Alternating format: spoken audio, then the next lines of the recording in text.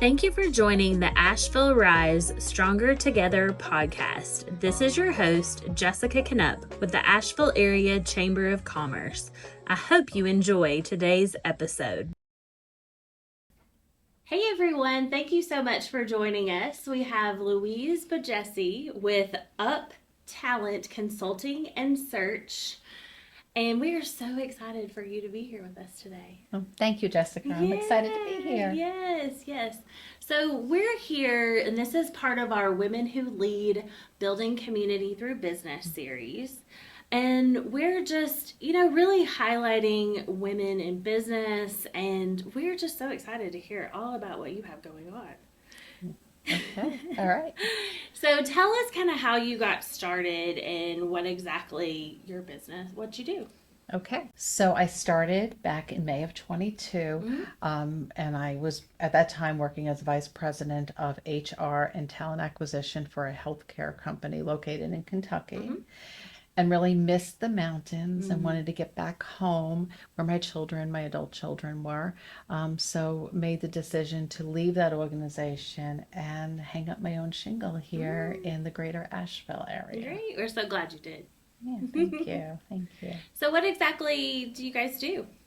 Okay, well, we do a lot of different things. And, how it started was I determined that there was a need for really that more of that personalized approach. I'm very much about relationship building, getting to know people, and really being part of their business, understanding their business.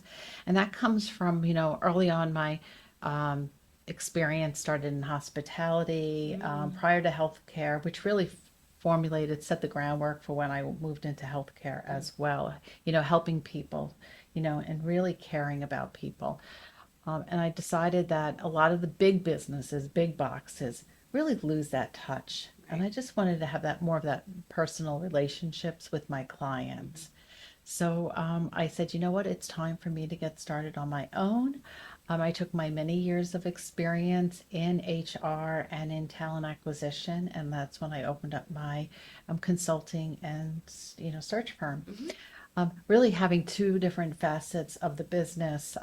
One being, fractional AR and HR, and then that back office, those services like payroll and, employee relations and things that help employees and help employers maybe have our services and not have to pay somebody to be full-time. Right. So they're saving that FTE and they're also saving that, what could be a six-figure salary and only paying, a fraction of that for our services. And on the other side, taking my many years of experience in search and executive search is sometimes they're looking for that leader, that succession plan, the number two. Right. So we help them with that. Yeah. So I would say you have clients all over, it's not just right here. Not just Asheville. Yeah. We have clients in the greater Western North Carolina area, as well as throughout the United States. Yeah. But I prefer my clients here because I'm a people person and I like to meet. It just makes it easier when you can talk to them and really, even though picking up the phone or getting on a Zoom is perfectly acceptable and great in what we do now since COVID happened. I didn't know what Zoom was prior to COVID, but it does make it easier to have that relationship. Yeah, it's a lot more fun versus throwing on a really nice blouse and maybe wearing shorts and getting on the Zoom. Right, exactly. You're a little more comfortable. Yes, you can have your slippers on. Yes. So when you think about being a leader and building your business, do you, and I mean working for someone else, but working for yourself, that's something that you enjoy, or it is something that I have enjoy. Its moments. For probably the last 20 plus years I've been in leadership roles. But it's a little bit different when you're your own boss, right? Because now I have to keep myself motivated and driven versus, and I have to earn my paycheck, actually get the business to get my paycheck versus it's going to be in my bank account every 2 weeks, regardless of what I do. And if I take a vacation, which is important to take a vacation, I'm not going to be doing my work and I'm not going to, be getting paid. Exactly. So it's a little bit different. Yeah, yeah. But having the autonomy of having your own business and doing, sometimes when you work for a very large company, you're governed by the rules of what the big box wants you to do, that Right. big governess that wants you Right. to do. You can be a little bit more flexible when it's your own company and work with your clients. And so you can help them with their needs. Yeah. So pulling from some of those other leadership role, or I mean, you were in those roles, but like, did that kind of, were you able to mold like how you would do all that? Like, like Yes. somebody that you looked up to, or yeah. Yeah. So going back, my leadership style early in career was very different, very like textbook, coming out of college and then being mentored by individuals and reading a lot of leadership books. And then coming as you start to mature and get a lot more experience, Right. There's other things that come to play that are important in leaders. It's like more about not just telling people what to do, but it's asking the questions, Right. listening, having empathy, looking at things in different ways, and understanding that there's not just one way to do something. Right. So, which really goes, and when you think about engaging others, being inclusive with your team members, Right. and respecting their opinions and values as Yeah. well. Yeah. So as you moved to the area, I mean, I remember meeting with you when you first came, when you joined the chamber.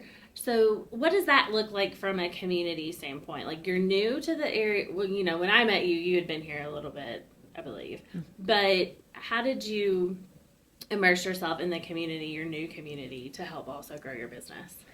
That's a very good question. And there's a lot of history behind that because I did move here first from Long Island back in 2008, and lived out in Fairview Right.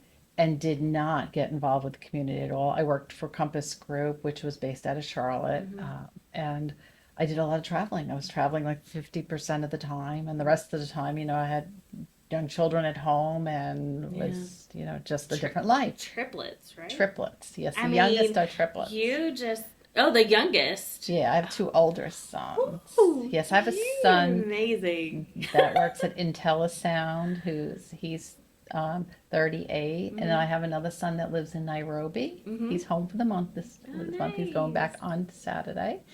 And he owns a business in Nairobi. And then I have triplets that are 27. I mean, just stop it right there. I mean, like, mom of the year. Like, that's Wow. amazing. Oh, yeah. So after we went to Kentucky because in 2018 because I took that opportunity there, and then when we came back in 22, I realized I lived here for many years and I had kept a house here when I lived in Kentucky and visited often, but I didn't really know a lot of people. Right. So I decided I had to really immerse myself in the community. I joined the Asheville Chamber. I joined the Fairview Business Association, which those different organizations then led me to FABA, so the Fletcher Area Business Association. And then soon after that, I decided somebody invited me to the Rotary. Oh, wonderful. And now I'm a Rotarian as well and pretty involved in the Asheville Rotary. And that's really very dear to my heart because I like giving back. I've always given back to the community. When I lived out in Fairview, I was on the board for, back then it was called the Lord's Acre, and now it's called Root Cross Farm, and still pretty involved with them. But, being intentional with what you do and giving back to the community, I think was very important. Right. I also belong to national organizations, more industry specific. Right. But I think it's important, I always believe like to get, you have to give and you should want to give, Right. I think that's important. No, you're absolutely right.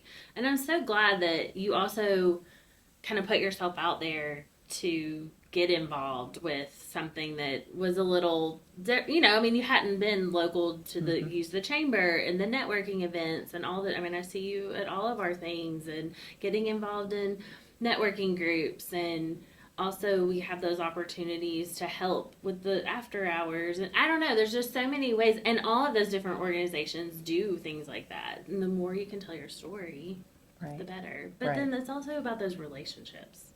It is. One of my closest clients to me is Form Piper, and I met Michelle at a chamber event early on. It was an after hours. It was downtown. I don't know. Had she just moved here? She did. Yes, because I know like she came up a couple times because I talked with them when they were, coming on to the chamber. Yes. I don't know if she officially had moved here yet because that was about the same time. Yeah, she's moved here and she's just purchased a place this past year too. Yeah. So, but we've built a friendship. We have a great working relationship with her, and that came from the chambers. Oh, so that's great. it really is about the relationships. And a lot of people now, I can walk into a room and there's always somebody I know in that room. So I know. I talk to a lot of people that are moving to the area and they're like, I don't know anybody. And I'm like, well, this is a great place to start because you can grow professionally, but also personally. You can make those connections. You can meet after or, make it a business lunch or coffee or whatever. But that's great. That's great to hear, and connecting those businesses together. People. Connecting those relationships. Right. And that's really what we say here at UpTalent. We take care of people. And that's across my computer screen. And it's on some of my LinkedIn posts. And, it's because people are the heart of any business. You can be selling any type of a widget or a service, but if you don't have the people in that business, supporting the business and being advocates for that business, you're really not you're not really gonna go anywhere. Right, exactly. So what do you think, like in starting your own business, what is like maybe some advice or something you've learned along the way?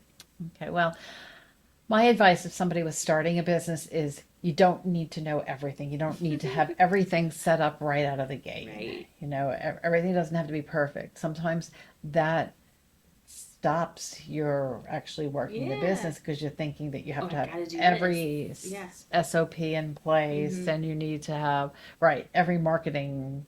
When I first started my business, I'm like, oh, do I need more? I came here to the chamber. I'm like, oh, look at all those brochures. Do I need to have that? And realizing, do you need to have your website? Right. And then if you continue to plan for your business, you really never get your business started. Right. So true. So it's okay. And it's okay to make mistakes. And it's okay to apologize and after the mistake and say, you know what, sorry, we're people, and just move on, and then move on from it, and move on. Like that's the key. Like you can't just let it beat you down. You got to just move on and take the next decision for your business. Right. And you should always remember the why. Like, why are you doing this? Right. And then reflect back to that why. And it's okay to make changes. It's and I realized that even over the last, after Helene, not to bring up Helene again, but after Helene, it was very different around here. It brought back memories of after 9/11 when I lived up in New York. Right. I mean, it just brought back that, and there was a big change, a big shift. Yes. But there was also a lot of community involvement, a lot of giving and people helping one another. And that really helped, I believe, mold a lot of us. And now as we come into 26, my focus is being intentional and really intentional with relationships, intentional with how I grow my business, what I'm doing, how I'm spending money. And like just meeting with you today. It's like, and I appreciate this. It's being in, it's that focus on moving forward. And and I always tell I told my children this, and I told my people that reported to me over the years, you should always enjoy what you do.